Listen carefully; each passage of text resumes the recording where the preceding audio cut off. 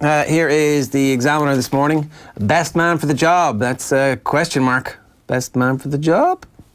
In my best Ron Burgundy voice. It's a picture of Rory Best going through the motions of throwing that ball into a hoop.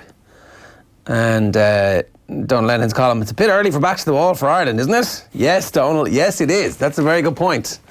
Whatever about it's the most scientifically prepared group ever of all time, and they've got all this pre-season, they've got it down. It's like a big burst, then a week off, then a big burst, then a week off. It's like, well, not exactly working, is it? I mean, has it so far worked? Has it been the best prepared World Cup team of all time for all the science, the backroom team?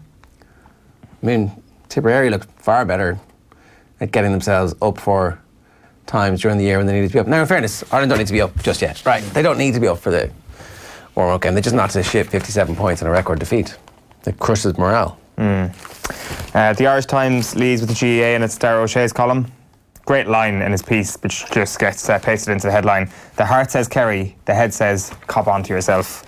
It's a very, very good piece. He talks about the week of an All-Ireland final, stopping for conversations as a player, and Bomber Liston stopping him 1 year and doing the one thing you're not supposed to do, which is asking about the intricacies and the details of how exactly people are getting on. Like he talks about 2009, how's David Moran going? How's Tommy Walsh getting on? What will the team be? Now, Bomber, there's a time and a place. None of this was doing anything for my sense of calm or perspective.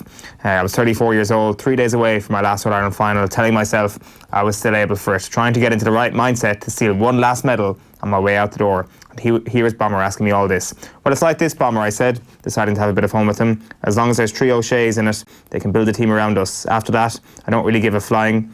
I turned away, walking away, laughing to myself. I heard afterwards that Bomber went straight to Shawnee Walsh and told him all about it. I wouldn't mind, says the Bomber. The effort was serious.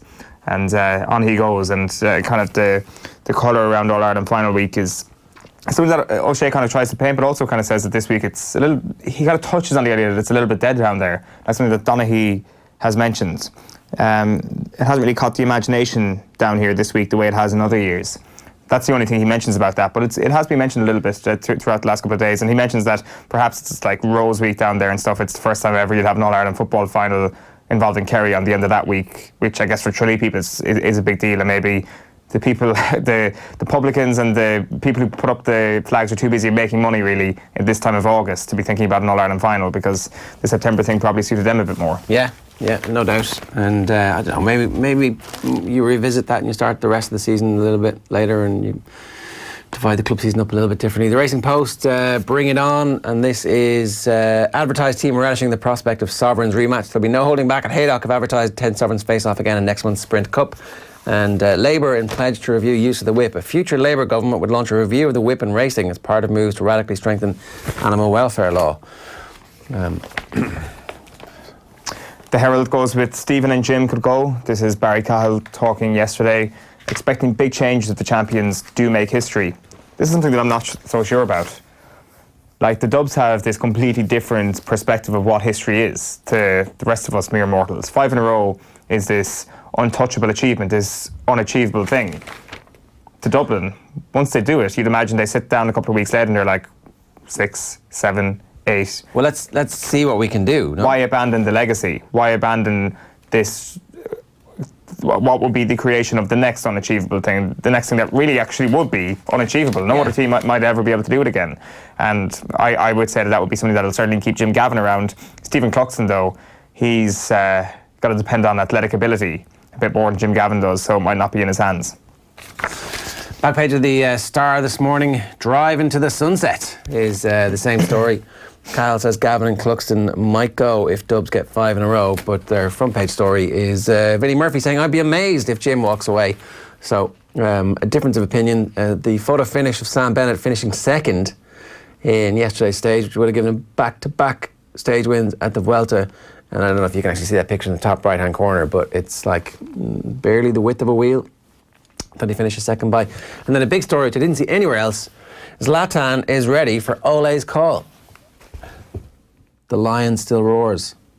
Who do you think Zlatan's talking about? Zlatan. Zlatan, correct. Obviously. 100 points. I would still play easily in the Premier League. If United needs me, I'm here. I keep an eye on how United are doing. I look out for them. I saw the last game against Crystal Palace, and if they had scored the penalty, then it's a different game. Who would have scored the penalty? Did you reckon the Lion might have scored the penalty? I think the Lion. He would have roared. I think the Lion would have scored the penalty. He would have brought his pride to... All Ole Gunnar Solskjaer has to do is just pick up the phone call, and pick up the phone ring. Can they? They can sign him at Christmas, can they? Is that how that works, or is Well, it they like, can, but they obviously shouldn't.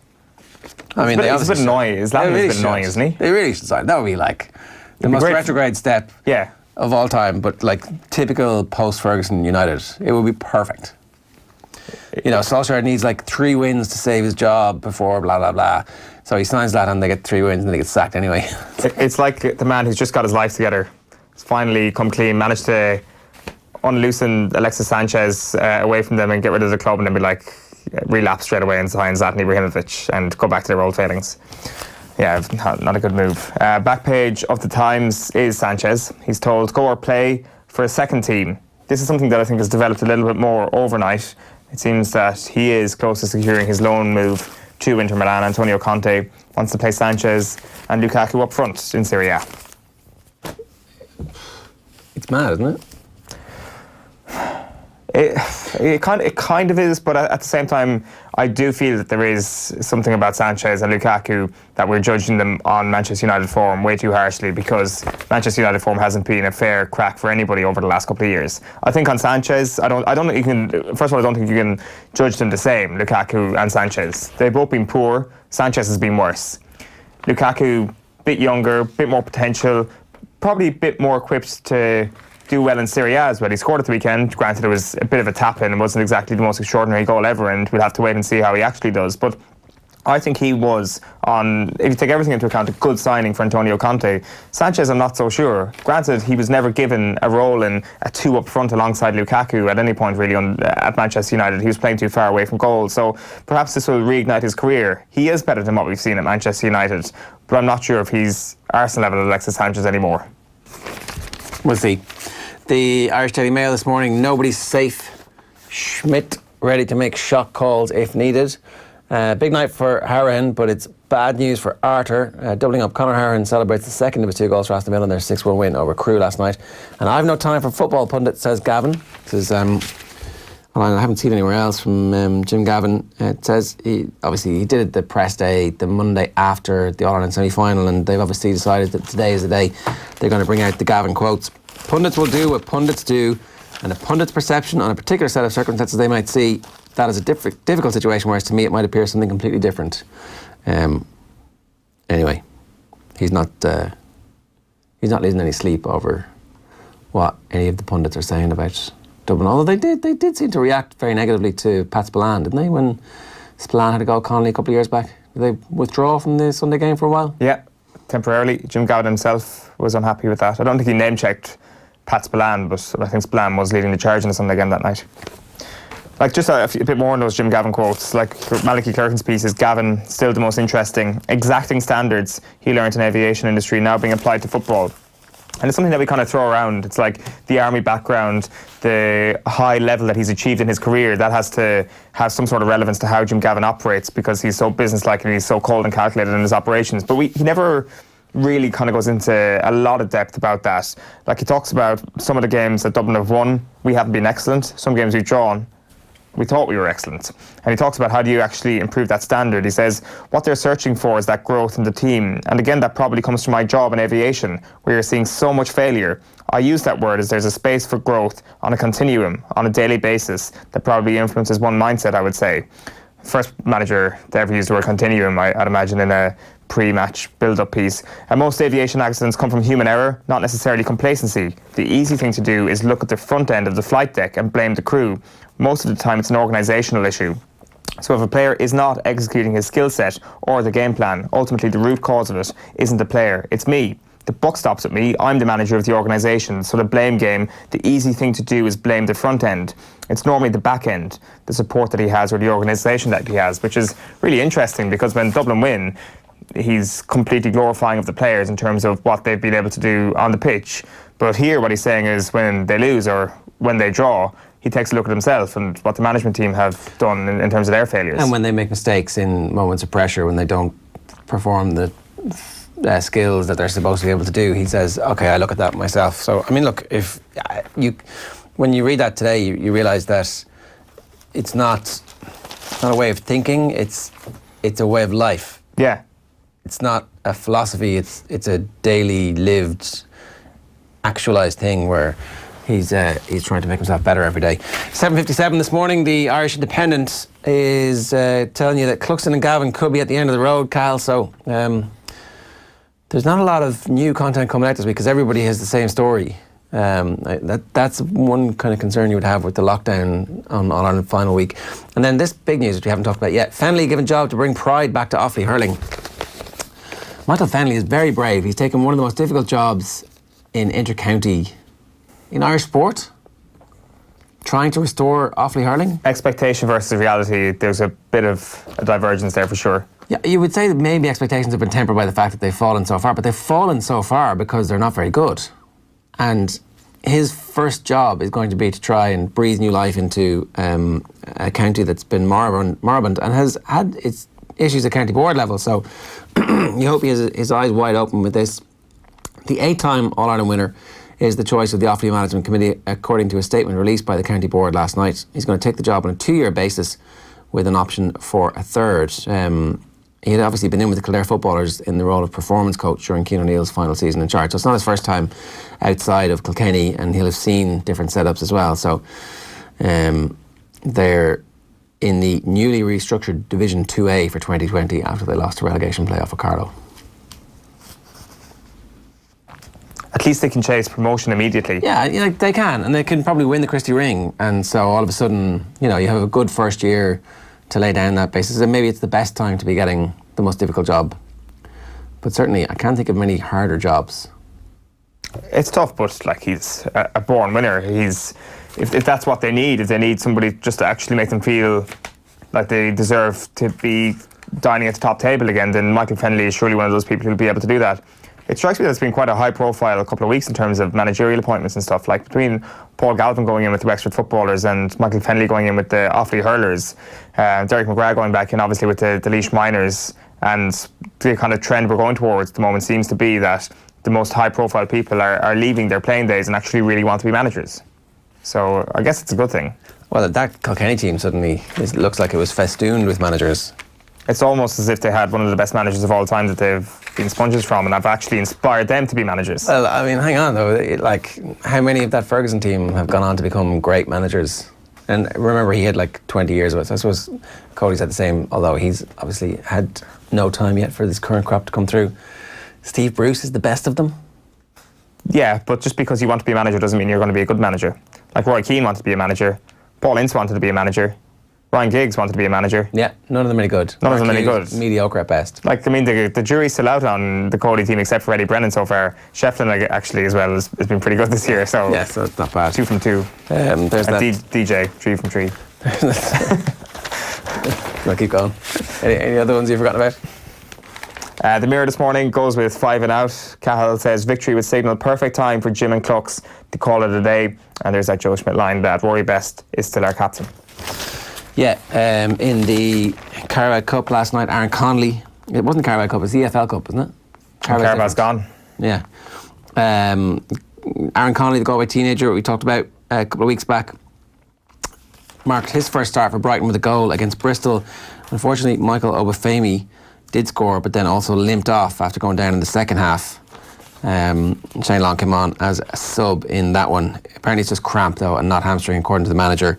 And Adam Ida also took a step forward in his career by starting away to Crawley Town, although they ended up going out. So not a bad night for a bunch of the young Irish lads getting games. It is the Carabao Cup, by the way. It is.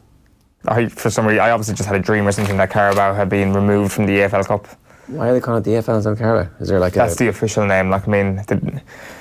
Maybe they don't as much money as Coca-Cola used to or something, I don't know. Or Carling. Papers just decided they're not going to call it their same name.